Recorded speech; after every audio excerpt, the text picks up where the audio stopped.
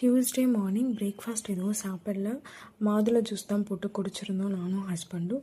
So டேரெக்டாக லஞ்சுக்கு தான் குக் பண்ணியிருந்தேன். லஞ்ச் என்னென்னலாம் குக் பண்ணியிருந்தேன் பார்த்திங்கன்னா, கேரட், பீன்ஸ், அதுக்கப்புறம் ஸ்வீட் கார்ன் இதெல்லாமே போட்டு ஃப்ரைட் ரைஸ் செஞ்சுருந்தேன். அப்புறம் பேபி கார்ன் இருக்குல்ல, அதில் மஞ்சூரியன் செஞ்சுருந்தேன், கொஞ்சம் ட்ரை மஞ்சூரியன் மாதிரி. பட் இந்த தடவை மசாலா கொஞ்சம் ஒட்டலை, என்னன்னு தெரியல. அப்புறம் நிறைய கேப்சிகம், ஆனியன், முந்திரி எல்லாம் போட்டு சூப்பராக மஞ்சூரியனும் செஞ்சுருந்தேன். டேஸ்ட் ஆனால் ரெண்டுமே சூப்பராக இருந்துச்சு. அப்புறம் கொஞ்சமாக குக்கும்பர் கட் பண்ணி எடுத்துக்கிட்டு ஹஸ்பண்ட்க்கும் வச்சுட்டு நான் கிளம்பிட்டோம் ஆஃபீஸ்க்கு.